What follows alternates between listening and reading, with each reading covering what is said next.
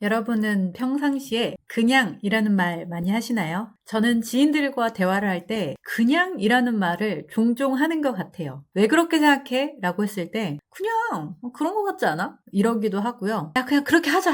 야 그냥 대충 하자. 이렇게 말할 때도 있는 것 같아요. 여러분 그냥이라는 말은요. 사실 그 이유에 대해서 생각을 해보지 않았다라는 거예요. 그래서 내 말의 설득력을 더 높이기 위해서는 내가 왜 그렇게 생각하는지 납득할 만한 근거를 함께 얘기를 해주세요. 그런데 그 근거는 책이나 논문, 기사에서 자료나 통계를 찾아서 제시하면 신뢰도가 확 올라갈 수 있습니다.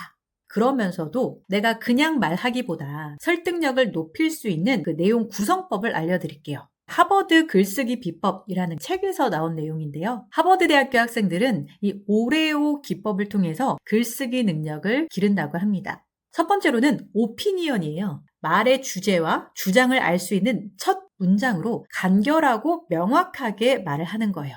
두 번째로는 이유예요. 내가 왜 그렇게 생각하는지 그 주장을 뒷받침하는 논리나 근거를 제시해서 설득력을 높여주는 거죠. 그리고 예시인데요. 일반적인 근거나 논리로는 설득을 하는 것이 어려울 수 있기 때문에 예시를 통해서 이해를 도와주는 거죠. 그리고 마지막으로 한 번 더 주장을 재확인하는 과정으로 한 번 더 내 주장을 강조하는 거예요. 그러면서 설득력을 높이는 거죠. 예를 들면 이렇게 얘기할 수도 있을 것 같아요. 온라인 학습이 전통적인 학습 방식보다 더 효과적인 이유에 대해서 얘기를 해보자 라고 했을 때 먼저 주장을 하는 거예요. 온라인 학습은 전통적인 학습 방식보다 더 효과적입니다. 왜냐하면 이유를 얘기하는 거죠. 온라인 학습은 학생들이 자신만의 속도로 학습할 수 있기 때문에 개별 학습 능력에 맞춘 학습이 가능하기 때문입니다. 예를 들어 많은 온라인 교육 플랫폼에서는 학습자가 각자의 수준에 맞는 과제를 선택하고 또 필요한 부분만 반복 학습할 수 있도록 지원합니다. 이로 인해 학생들은 효율적으로 시간을 사용할 수 있고 또 이해도가 높아질 수 있습니다. 다시 한번 주장을 하는 거예요. 그래서 우리의 양쪽 뇌를 다 활용해서 체계적으로 기억을 하면 더 많은 양을 효율적으로 저장할 수 있다라는 것입니다. 이렇게 주장할 수 있어요. 오레오 기법을 여러분 꼭 기억해 주세요. 두 번째로는 스타 기법도 있어요.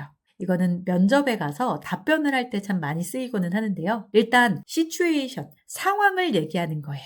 그 문제나 상황을 먼저 얘기하시고요. 그 다음에 태스크, 그 문제를 해결하기 위해 해야 했던 과제나 목표에 대해서 말씀을 해주세요.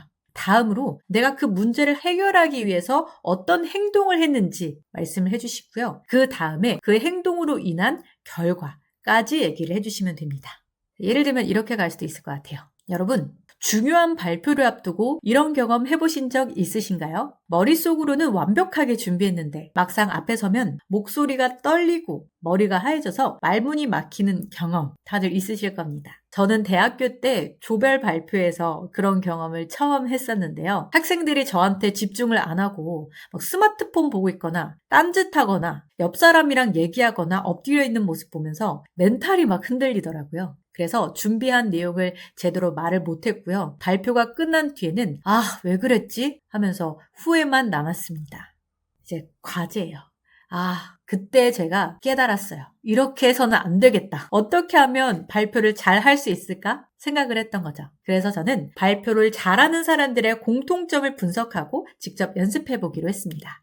먼저 저는 매일 거울 앞에서 발표 연습을 했습니다. 그리고 테드 강연을 보면서 연사의 말투와 제스처를 따라해봤죠. 또한 친구들 앞에서 미리 발표를 해보면서 피드백을 받는 연습도 했습니다. 특히 발표 전에 깊게 숨을 들이마시고 천천히 말하는 연습을 했더니 긴장감이 예전보다 조금씩 줄어들더라고요. 그 결과 저는 몇 달 뒤 발표 수업에서 자신감 있게 말할 수가 있었고요. 또 친구들과 선생님께 발표 잘했다라는 좋은 피드백까지 받을 수 있었습니다.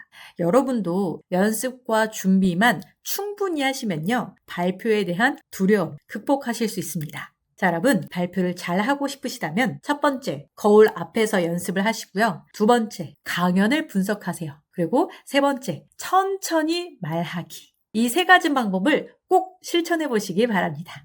이렇게 스타 기법을 통해서 나의 이야기를 전달할 수 있는 방법도 있다라는 거예요. 자, 이렇게 내 말의 설득력을 높이기 위해서 제가 두 가지를 알려드렸습니다. 첫 번째는 오레오 기법이고요. 두 번째는 스타 기법입니다. 그래서 누군가를 설득을 해야 되는 그런 상황이 왔을 때 이 두 가지 기법을 적용해서 말씀을 해보세요. 그러면 원하는 것을 얻어낼 수 있는 그런 시간이 올 겁니다.